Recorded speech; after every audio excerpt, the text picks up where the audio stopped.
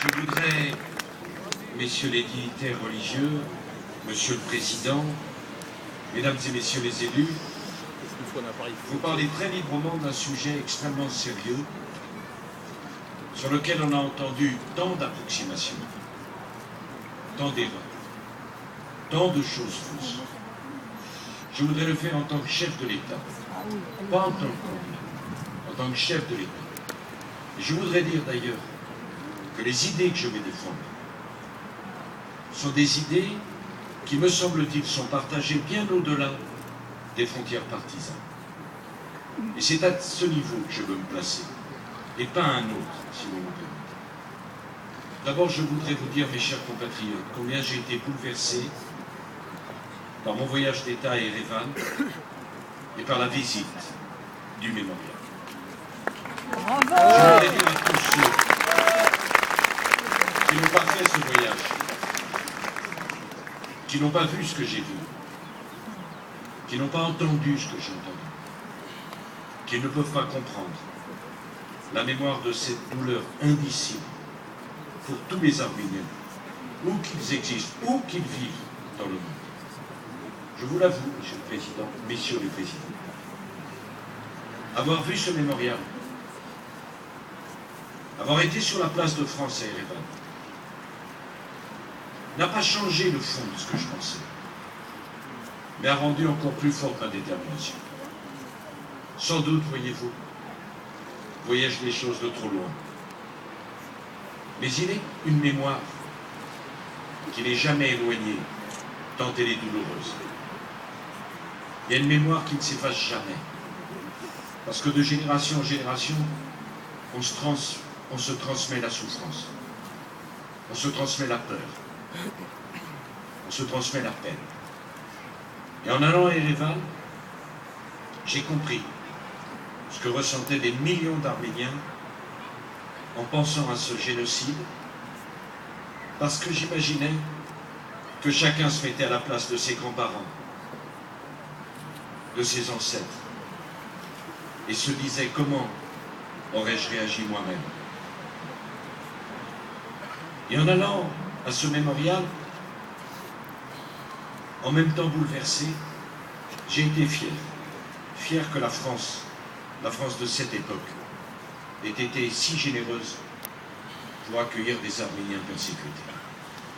Et je me suis dit, cette France-là, c'est la France éternelle. Celle qui a su la France qui avait pourchassé.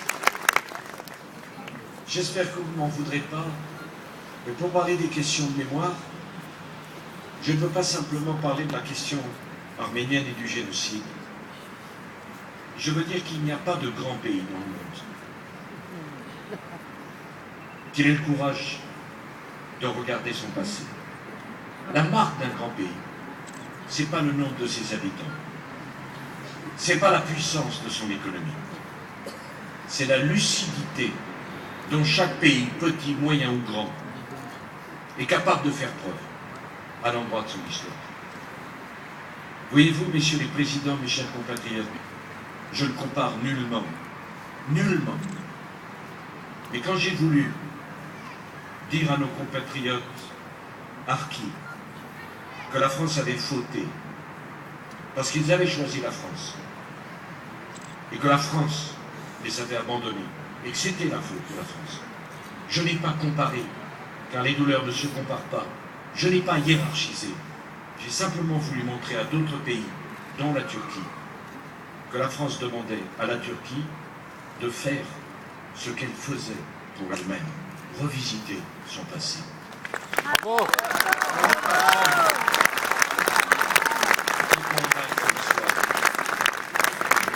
Vous savez, monsieur le Président, mes chers compatriotes, combien j'aime mon pays, notre pays. Vous savez combien je me sens éloigné de la repentance. Combien je trouve injuste les mises en cause systématiques de la nation française.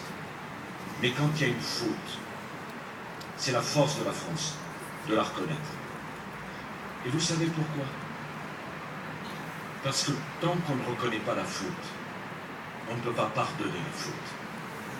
le pardon est impossible lorsque la faute est contestée et qu'elle n'est pas reconnue.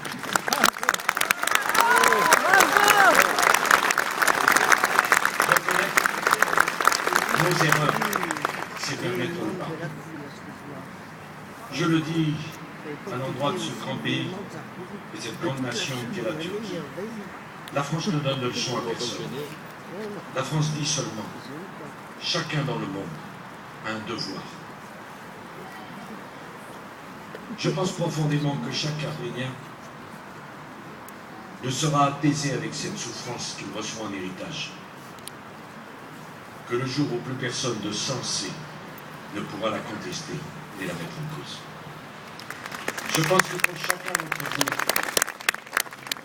le souvenir, l'affection, les photos, les récits sont comme des brûlures, des blessures qui se ravivent, mais qui sont rendues insupportables quand il y a contestation de cela.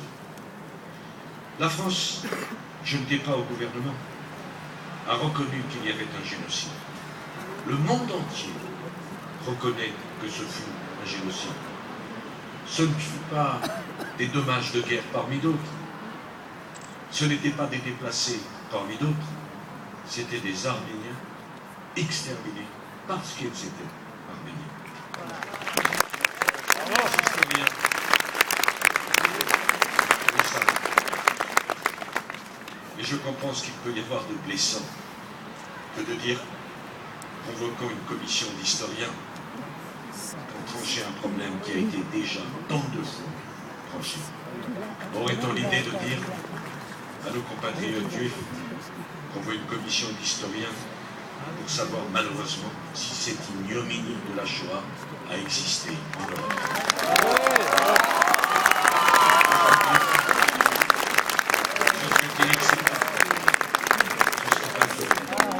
La première fois, bravo. Alors, ce génocide est reconnu, et voilà maintenant que se pose la question du négationnisme.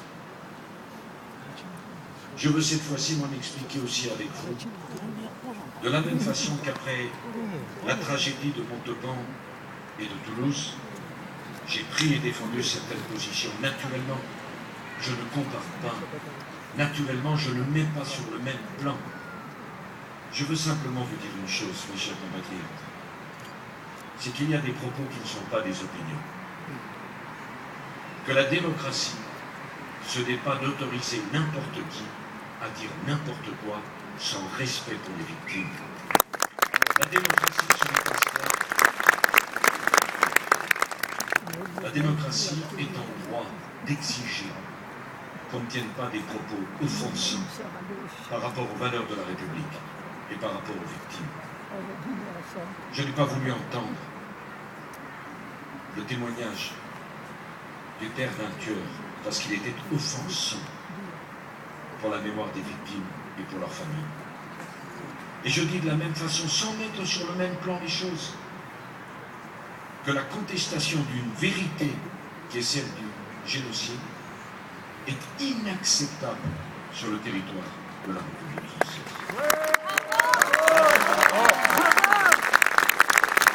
J'ai contre moi bien des oppositions, certaines que je peux comprendre, et je ne prétends pas défendre une vérité. D'autres qui sont plus inacceptables. Qui, par exemple, peut croire que l'interdiction d'un négationnisme d'État ferait interdiction à des historiens ou à des intellectuels de faire leur travail? Qui peut penser une chose pareille? Qui peut imaginer qu'en France, on empêche un historien ou un chercheur de chercher ou de travailler? Faut-il être d'une singulière mauvaise foi pour tenir des propos de la sorte? Mais je veux, au-delà de la communauté arménienne de France, dire à tous ceux qui ont eu à souffrir dans leur mémoire, regardez bien les Arméniens de France, ce qu'on leur fait, ou ce qu'on accepterait qu'on continue à leur faire, un jour on pourrait le faire à d'autres. Parce que la souffrance et la mémoire, elle n'est pas que la propriété des Arméniens. On a toujours un Arménien plus arménien que d'autres, et on peut, dans une longue liste, dire puisqu'on a contesté ce génocide, alors on pourra en contester d'autres. Il s'agit donc de savoir que veut la République française. Est-ce qu'elle a des principes? Est-ce qu'elle a des valeurs? Moi, je pense qu'elle a des valeurs et qu'elle doit affirmer des principes. En tant que chef de l'État, je dois m'incliner devant la décision du Conseil constitutionnel. Mais je ne m'incline pas devant mes convictions. Donc j'en fais le serment devant vous. Le texte a été annulé malgré le vote courageux de parlementaires de tous bords. Eh bien, un nouveau texte sera présenté dès le mois de juin.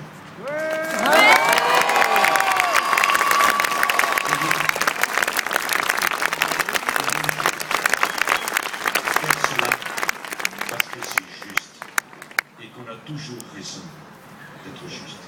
Et je voudrais terminer en vous disant une chose. J'étais au camp de Rivesaltes. J'ai parlé à la mémoire des harkis, d'une certaine façon des pieds noirs, et j'ai essayé de le faire sans blesser nos amis algériens, qui avaient le droit de se battre pour une Algérie indépendante. Et j'étais impressionné par le sens de la responsabilité avec lequel ils ont accepté la décision de la France et les propos du président de la République. J'espère qu'un jour, et j'en suis sûr, dans les profondeurs de la société turque, il y aura des hommes et des femmes qui se diront « On est un grand pays parce qu'on n'a pas peur de regarder notre passé. On est un grand pays parce qu'en reconnaissant la faute de nos ancêtres, on autorise le pardon de nos contemporains. Vive la République et vive la France. »